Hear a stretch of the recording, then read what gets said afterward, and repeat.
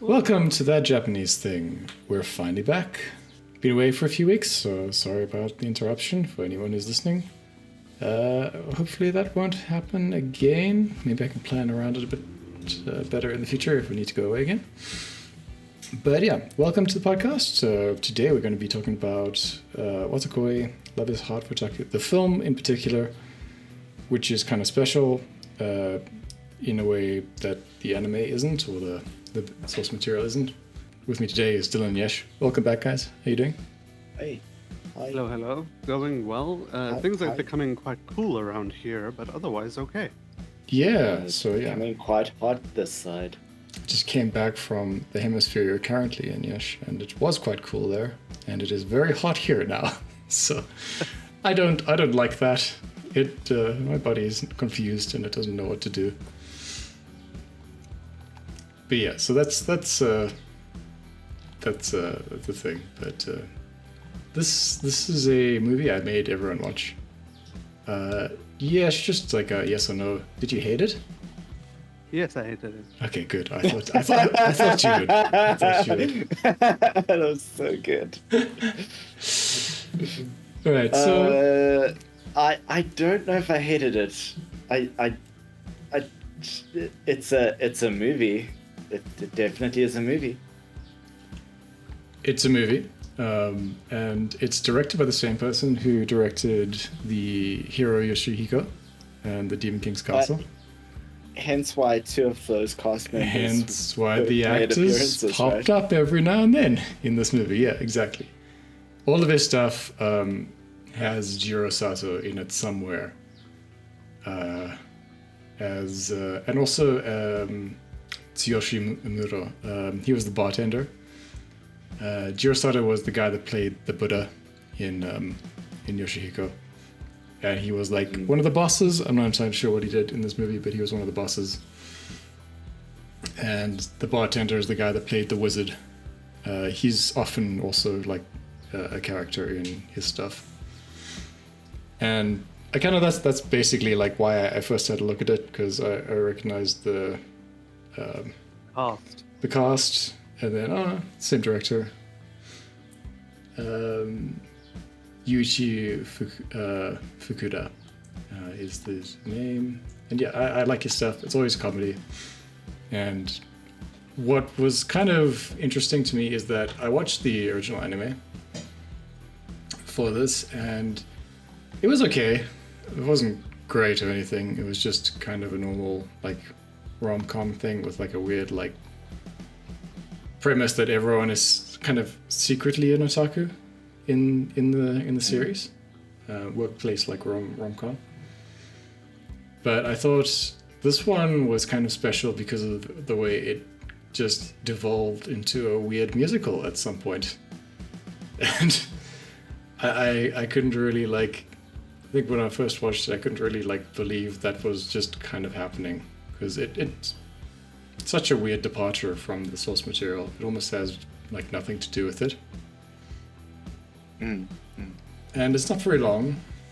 I don't know, maybe Yesh felt it was quite long because he didn't like it. But I'm willing to sit through something in the hopes that it becomes better. It was 2 hours. 2 hours, which is a standard length of a movie. Unless it's an old movie, in which case it's too long. Or it's a Hunger's Game prequel, apparently. Apparently that is also quite long. But yeah, it kept like the first 15 minutes of the original source material more or less the same. We have the kind of the protagonists meeting each other in their office and kind of figuring out whether they're gonna date or not, I guess. And then we have the two side characters, the two slightly older ones, who are already in a relationship.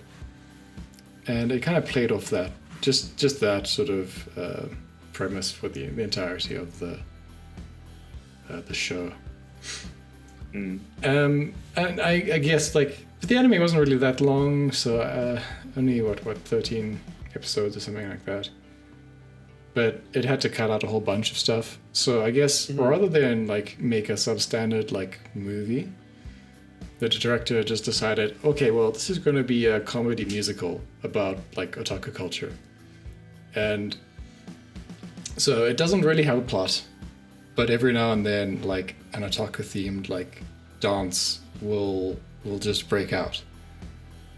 There's the like comic kit like extravaganza where the entirety of like the show just devolves into like cosplayers everywhere doing formation dancing outside of the actual like venue. We have a bunch of other ones, but let me ask you guys what you thought about it first. Maybe we start with Dylan. For a soft entry. I'm sure Yesh will have a nice rant. The set pieces were, so the set design rather is very interesting, and there's some surrealist ones that I quite enjoyed looking at. The songs are hit and miss for me, as are the dance routines. Actually, the dance routines kind of fall exactly where I sort of expect this kind of production to sort of go, which is just sort of sub-standard for me. I've just never really wowed by the typical Japanese sort of flash mob dance. It's never been a thing that's really caught my, caught my attention or that I felt very compelling. But with that said, like I said, they do their set designs pretty well, so that can be very interesting. I don't know if you guys kind of had the same thing I did, which is in that first dance number where they're dancing outside of the convention center, and it's like pretty obvious that they've cleared the grounds to be able to film it. But they're in the distance. You can just see these people walking, and I just wonder how many of those people are like people that ignored signs telling them to detour and then just walked across the lawn in front of all of the filmmakers. Reading signs feels too much like social interaction. I'm not gonna do it. Yeah, I mean, it is like a busy city, so maybe some of that stuff happened. And look, it's not like a huge budget or anything, so they probably couldn't afford to keep refilming it. Did you guys find yourselves looking at the small little ant people walking in the distance? Or was it just me? No. I was looking around during a lot of those dance scenes as well for how other people were reacting and like what the background of the city looked like. Although I suspect my reasoning for doing that is slightly different. I was looking for like Easter eggs basically throughout every dance thing, really. And Dylan, you were looking because you wanted to see how much of the city they disrupted for it or something like that, right? No, I was just interested in what was behind the scenes, if that makes any sense. Like production stuff. Yeah. Like I said, the dance routines kind of I find very underwhelming. So I was basically looking past that to find something interesting, if that makes sense. It does. That's almost exactly the reason why I was looking around during the other ones as well. Yeah. Okay. Then for me, you go. I'm a lot more accustomed to random dancings appearing out of nowhere in movies because as a Hindi person, I've watched a lot of Indian movies and then Bollywood movies in the more recent times. So sudden dance scenes didn't bother me. The fact that they were done so clumsily bothered me. And I recognize, was just about to say, smaller production. You kind of have to handwave some stuff because it's a smaller production. Their budget is clearly set at a different level. Oh, that's true. I wanted to be a lot more hand-wavy about a lot of things. But the problem is, this movie as a whole, where Watakoi is slightly different, I feel, the anime, sorry, I should specify. The anime and the manga in particular are a tiny bit different, although the manga has become more like this than the anime in a weird way. When you are trying to, how do I put it? When you are trying to ape a culture, like they're trying to ape nerdism or otakuness in this. There's a very fine line between funny and just being irritating and stupid and barbaric. And I feel like because they tried to make this more comedic and like crazy, but they didn't have monsters appear. They didn't have the demon lord appear in the sky and stuff. Like they didn't go crazy enough where my brain was like, oh, so this is complete nonsense. And like, just accept that I'm here for the ride. It just felt not good the way that they portrayed otakus. If that makes sense. I know that's gonna sound like I'm hypersensitive. I kind of get what you're saying, but I think Yoshihiko managed to get past this because literally, like, gods and monsters appeared. Yeah. So like you're supposed to put your brain in neutral, and Yoshihiko being. But Yoshihiko's supposed to be like stupid. the lowest budget thing you can make, right? That's the premise of it. But it also like kicks you out of believability with monsters and gods and stuff. So when Yoshihiko acts inhumanly stupid, it's fine because we're not in real life. We're in some place with monsters and demons. Does that make You're sense? an extreme satire. Yeah. You're an extreme satire. For me, there was Where just like kind of the right amount of like absurdism in certain scenes. And like I didn't really notice what you guys are talking about, like the low budget stuff, because I guess I wasn't expecting a high budget thing. I might be too picky about dance scenes because And I've I seen thought so many of like them. the weird like seduction like haunted mansion mirror thing, like was like that's- kind of really spectacular. Yes, that is what I meant by the set design, right? Right. That kind of thing. That is And forefront in my then mind. like the way they did everyone's apartments felt it felt like a set, right? They weren't like real places people could actually exist in. Is So like at the one one thing point, I'd say, right? it was I think in the boys, the otaku male leads bedroom, where she went in and it was covered with VA posters. I don't know if you remember the scene I'm talking about. No, I do. That's the one thing I was going to bring up. Yeah, that scene. That's what I thought you meant by like getting offended, kind of at some point. Well, I mean, the way that they made it sillier felt not good. It felt like it was poking fun at more than having fun with. Right. But they also did a thing where like they made him like take down all the stuff at some point. Yes, yeah. When That's he's kind of trying what to I learn- found more offensive than anything. Was just like So him feeling like he couldn't be like an otaku at some couldn't point. be something. Yeah. Whoa. I got a whole other Different message. from that sequence. Was that he only put that up to try and connect with Narumi, and that when that failed, that's when he decided to take it down because he didn't really enjoy those forms of He was otaku trying to pursuit. get There was- involved with it. Yeah, like I mean, But he's yeah. supposed to be a Not his gamer kind of otaku. otaku, really, I guess. But that's why, like for me, I didn't find it portraying that subculture offensive, or I didn't see it as ridiculing that subculture. I just saw it as him failing to connect with this person's with Narumi through her interests, and that was sort of like a down moment, as in no matter what I he's didn't trying, feel- he can't really get there. I didn't feel that scene was like overly negative towards otaku. I Okay. feel Narumi herself is the problem for me. Where she's so her that she's functionally socially incapable of existing. Like the two separate scenes No, where she goes, I mean- I hate otaku, while being that's kind of the point so of her, Fujo that it made my and- skin crawl. Her and Boss Yankee character, what's his name?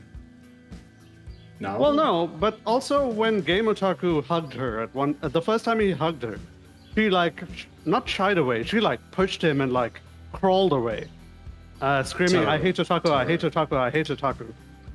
When moments before that, she was talking about how two boys sharing a straw at a McDonald's should lead to them having boy love in the back corner. Yeah, but she wasn't saying that seriously, right? Really? No. I didn't get that, Chris. Okay.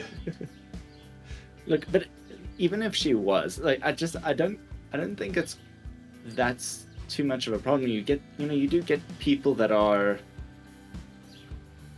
that are different and that 'Cause struggle I just- socially, or right? maybe like there's a lot of parody sorry, in this. Just with that but- scene, right? yeah. Like that was them pretending to be normal, right? At the end of the date, yeah, when she was Yeah, that allowed was to the. let That's everything why they out. were saying those things. They weren't like.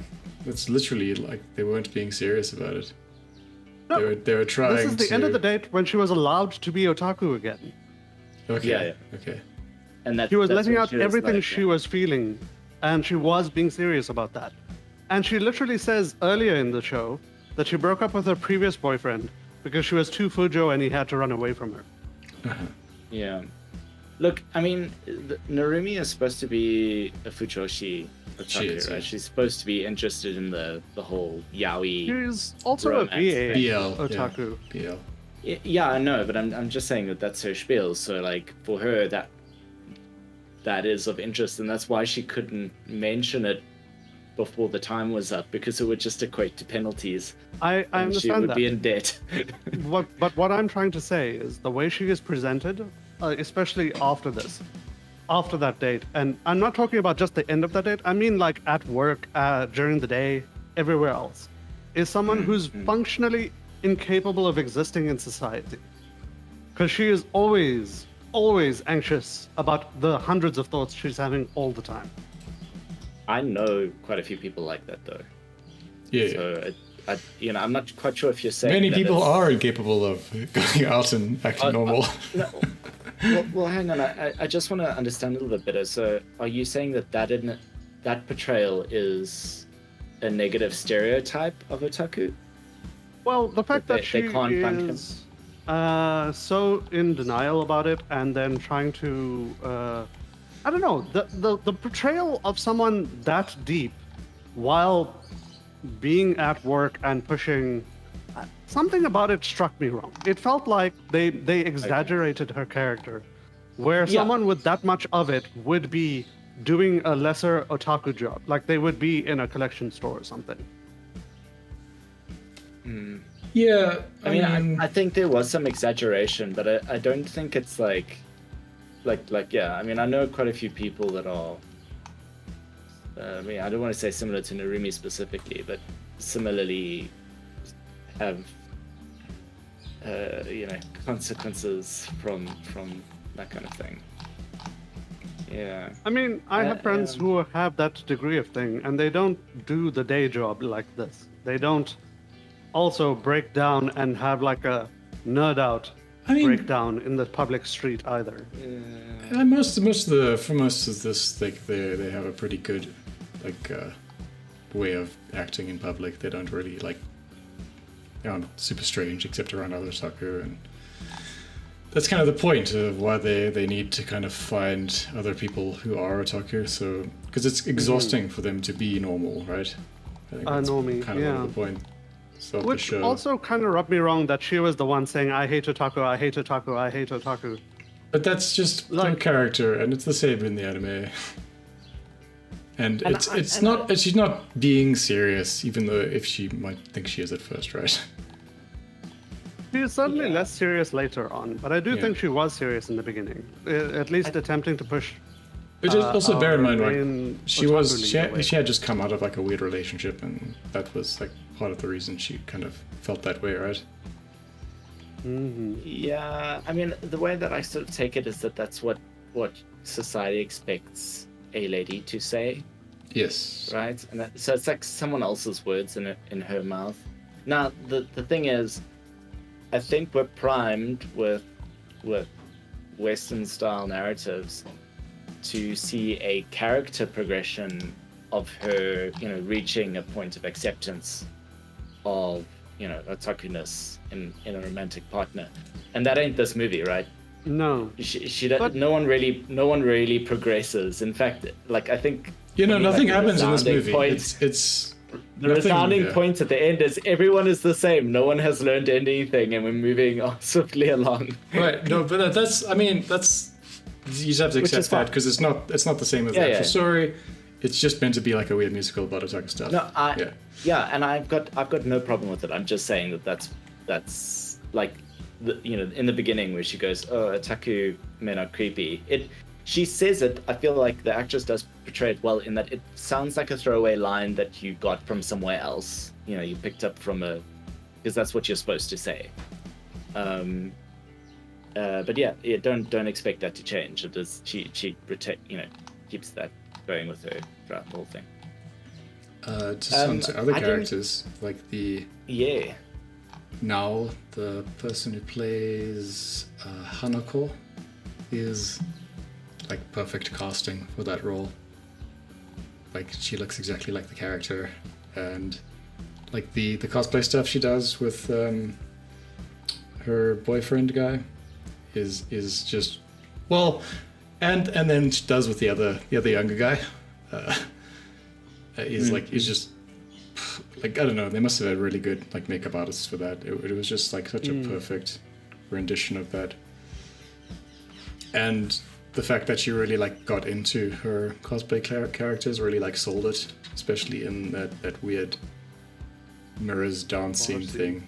But in the bar scene as well was pretty decent. I think, I don't know, a really good highlight. Her boyfriend though, I think they changed his character quite a lot for this, especially with. But he was also less featured. No, well, kind of he was more featured really in that he was portrayed as like a potential love interest for our female protagonist when they had their little like nighttime beer drinking stuff. Thing. Yeah. Which I don't think happens at all in the anime.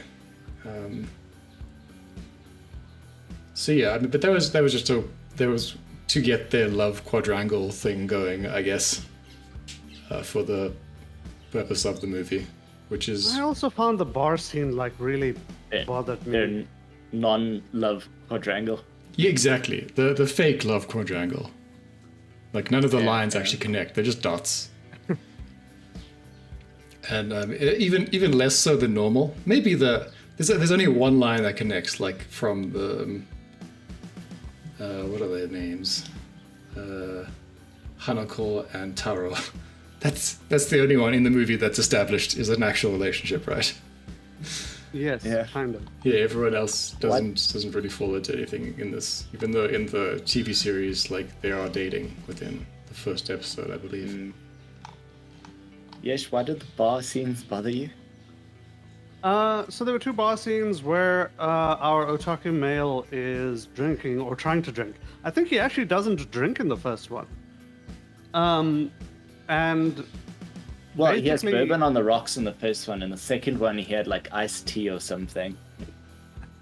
Maybe I'm getting the scenes backwards then. I remember in one of them he was like not drinking and then did do something later. But like the barkeep and him talking fine, whatever. But then and I know that she's like a character and everything, but basically the lady being like aggressively into him and then like him not being able to respond, where in every other scene in this movie, in this particular iteration, he's almost like he's the instigator and like shown to be more socially out there. Well, he's trying to be, right? He's trying to be. That's the sort of tragedy of his character, is like he really wants to be outgoing, but he has the face which portrays like no emotions at any time. No emotions. But in the bar scene, it flips to where he can't say no, he can't talk, he can't do anything. And like the bartender and this lady are just like, it enters into an entire like singing, dancing scene, admittedly. But the scene is portraying them telling him how his life is going wrong and like that he should just enjoy himself. Yeah, I mean, if you're talking about his relationship with alcohol, like it's kind of funny because normally the alcohol in Japanese culture is like an excuse to do something that you normally wouldn't, right? Mm-hmm. And that would be accompanied with like emotional outbursts. But the fact that he can't bring himself to emote in any way just leads to the weird actions. So that's why he asks her out, and that's why he goes to her house. Pressure from everyone else in that scene, like where everyone's like peer pressuring him to drink more, that I felt was so out of place in this movie, especially for him. It was like they were trying to portray that he's struggling to be this outgoing guy, but no other scene in the movie up to that point had shown that, or like that it was hard for him. But yeah, also just this comes from the country where the government released a series of adverts trying to get people to drink more in public. So that they could fuck more in private. Exactly. So this is well within the norms of society's rules, I guess, if you're in Japan. I don't know. For me, it felt like the character was inconsistent in those scenes. Only in those scenes. Everywhere else, he was relatively socially outgoing. What I didn't like about the character of Momose was that she didn't really do much in this movie. As opposed to being like the main character in the anime, she actually had probably the least screen time, I would say, and any of maybe all of the screen time she was on was kind of like depressing. Some of it just like her walking around town, kind of like she was just a series of linking establishing shots for them to have more interesting dance scenes between other characters. But the camera certainly followed her the most. I'm not sure about that. I think there's like initially, like she's in it quite a bit, and then maybe it's just the way the movie kind of progresses that that it strays from her initial story and goes towards Nifiji, the guy's story, a little bit more towards the end. I mean, she's certainly there throughout the whole movie, but I don't know. I found her the most boring part of it. In some ways. In some ways, it was great. Like some of the stuff, I didn't really hate any of it. But she was. I think for me the most troubling thing at the end was at the end, and that's just these two people are really not compatible. Like they're not interested in each other's things, and there's very little romantic connection there. I mean, I suppose you could argue for a Japanese romantic story, there's as much as you're going to get, but at the end where she gives him an honest chance, right? Like to sit and say, oh, actually, this isn't really working. And then it's just flipped by saying, oh, well, I'm not interested, I'm interested in you because you do what you want. That's not a valid take on things. It sounds more like something you're telling yourself. It's difficult to be in denial. Yeah. It's difficult to really say that based on the movie, because there's just so little interaction. I will counter that by saying I have only watched the movie, and if this was made as a standalone thing, that's fine. I liked some of the gags in it, sure, but this concept of no, it's a perfectly valid reason to be with someone because they're doing their own thing. But yeah, if you've only watched, it just doesn't make sense. This part of the story, essentially. Yeah, no, it's like a relationship of convenience, and it's kind of presented that way by the guy, right? Nifuji does seem to have genuine emotion for her, but I do feel it's completely one-sided. But yeah, his logic is like, why not me? Right? I'll let you do all the geeky stuff you want to do. That's his that's how he asks her out. And not try and kiss you. Yeah, I mean that's even a weirder point in the anime, and it never really continued. So I guess, gosh, this was probably a better version of it. On your point of like this maybe being just like a typical Japanese thing, but like we get the opposite in the other two characters who have like a really fiery, angry relationship with each other, and have a bunch of emotional misunderstandings that lead to weird dance scenes and cosplay and people being in apartments they shouldn't be in. Mm-hmm. So I don't think that's really true of this sort of thing, but. Yeah, certainly in this case, they're trying to be like archetypical representations of certain segments of the otaku culture. And Nifiji is the database otaku type who has his glasses, he wears his suit, he's the what's his name, Yesh? From Genshiken. Co-worker. No, from Genshiken, the guy with the glasses, round glasses. Breaks his arm. Oh, him. Nanabe? I'm not sure. Gossip. Anyway. Unbelievable. Haven't watched that in like Yeah, 4.5 years. It's been a while. But anyway, he's like That's not true. he's well, it's been a few years anyway. But I mean, he's the been a few database years. guy who knows everything about otaku culture and has a kind of serious character. He's like Izzy from Digimon, sort of. You know, and he's a computer programmer, right? Kind of makes sense. Whereas she's supposed to be the like emotional, like Fujoshi, really into like the love aspect of the stuff. And then we get, you know, the cosplayers and their more chaotic relationship to the hobby happening in the background. So, you know, there's probably a limit to what you can do with that, but and then still tell a musical kind of story as your main objective. So I don't have any objection to what they did there. I was just in it to see the cameos from various people. Jiro Sato's, Muro's. Miku was there for people who are into that sort of stuff. And yeah, I highly recommend it. I suspect no one else here will. I would give it like a good 8 out of 10. I enjoyed every moment basically, except maybe some of the stuff towards the end with Momose where she was just kind of sulky for reasons I didn't understand. Tear it apart, Yesh.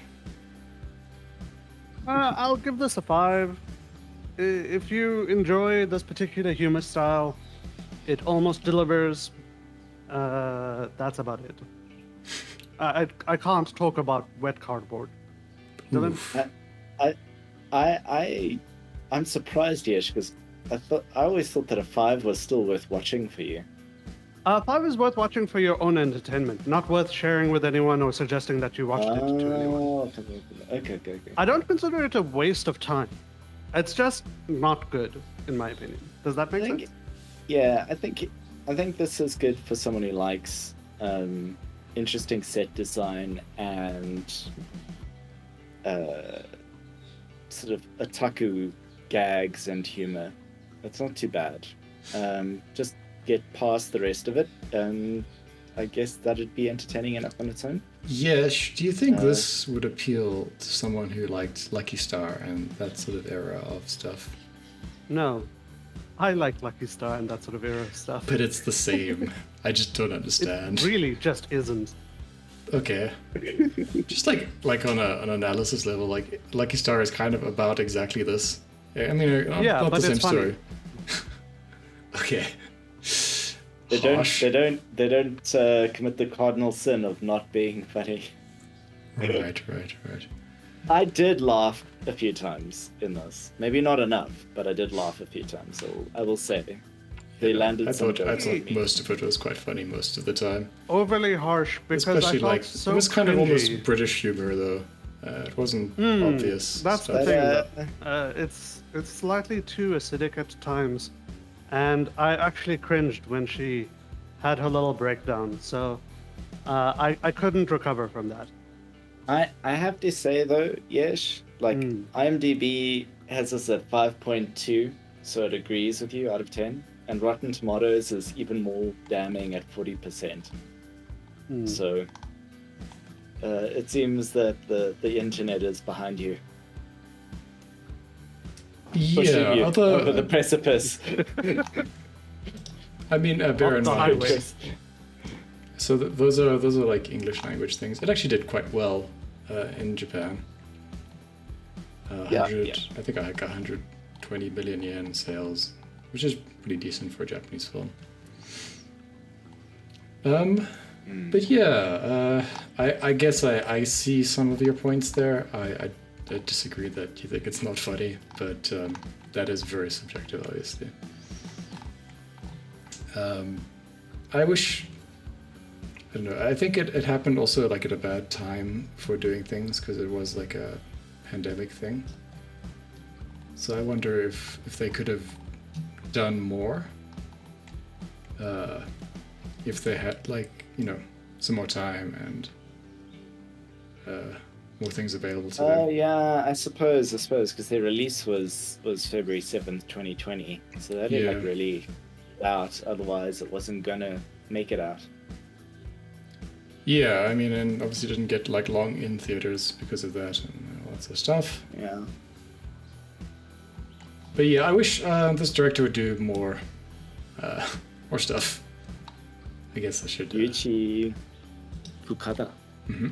Things are getting back into swing in the Japanese entertainment industry, from what I'm hearing. So we're going to see more live-action productions. I don't know of what. God, I hope not anime adaptations.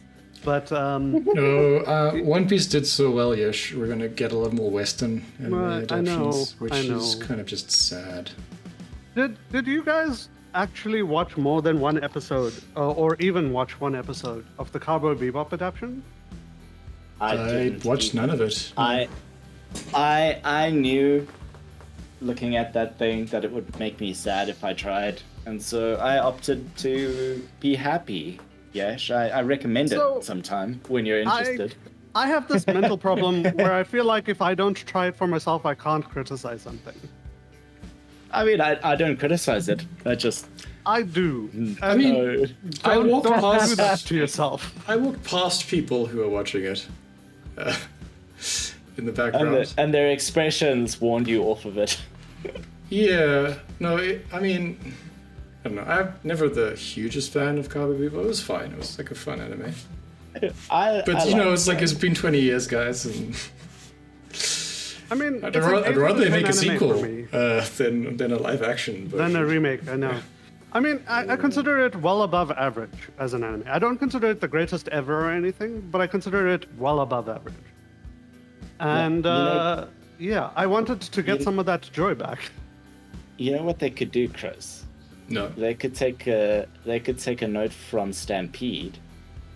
no, they couldn't. So like a fully 3D. Gosh, Neuter all the main characters. I need to do some research into what Stampede's end numbers were and see if they've learned anything from that experiment. Because that'll be interesting. Entertainment doesn't learn anything from anything. Only failures. I still Breed. think Yes, yeah, exactly. I still see if think it it did was fail. pretty popular though, wasn't it? We don't. I actually don't know. CD sales were low. Not Yeah. CD, DVD. It had relatively like positive reviews from some people, and then you know on the other side it had really negative reviews from a lot of people as well. So I really do think it and was it- like a generational yeah. shift thing. You know, Well, they made it for the I think new if you'd never generations. watched the original, you thought better of it, and especially if you'd sure. grown up with American style, like 3D animation, it's probably quite Yeah. good. But it's definitely a lot worse than like the original stuff. Yeah. I Well, was yeah, I I was mean- just wondering about it the other day actually because of Netflix releasing a couple of things which are kind of 3D inspired. I mean, they are completely virtual 3D, not hand-drawn things, but you know they're done in that weird Dragon Ball Super way, where they're kind of cheaply making it look like anime. Akuma-kun and Boku no Demon, I think, or what they're called. A Returner's Magic Could Be Special is also 3D animated as a side note. But it's just not much better done. Not in the cheap way, I was going to say. It's like the Dragon Ball movies as opposed to the Dragon Ball Super series, right? Someone actually went back, you know, and put some effort into making it look almost hand-drawn. exactly, yeah. I will say though, during any action scene, you can clearly start to feel that disconnect. But I'm also finding modern anime fans don't care. That's just how anime looks. Well, so. yeah. I mean, The action scenes aren't actually that bad in Returners. They do have that bad CG action stuff sometimes, especially when they have like multiple monsters that don't look exactly the same anymore. right? It's just we are not accustomed to things moving like that. Or not like that. They don't interact with the world in the same way like a drawn Correct. character But does. It doesn't feel right. I agree with you. Yeah. When they did hand-drawn, faces changed as they moved and stuff, and this feels more static and like plastic. Yeah, the last But episode that people aired when who- we've recorded this had like a fight scene with a bunch of, I think, frogs or something. Some sort of like demon things. And they kind of they had a pile of them at the end with all their bodies, and they kind of just, CG like interacted with each other as they fell down, and it looked weird as part But of we the have to anime. also remember there's the people who are starting to watch anime now are more accustomed to that. And when we first started watching anime, a lot of stuff had to be hand-waved. Models Sure. shifted a lot. Eyeballs were the size of half of people's faces. Yeah, well, Golden Boy was the first time they used CG in anime. Golden Boy is a spectacular show that deserves a remake, maybe. But Doesn't it though? It would be interesting to see what someone would do with a remake of that. I think it as would long be... as they keep his personality the same, I think I would love to see it. Because someone like tried to morals alter have him. degraded a lot since that time, Yesh. Yeah. And so I think it yeah. would be a lot more interesting from a certain perspective. And I'd don't think it's more that. be all in to see what they do. But yeah, I think our discussion on this movie has reached its end. And on that note, thanks everyone for listening. This has been The Japanese Thing. Ciao for now. Cheers. Bye.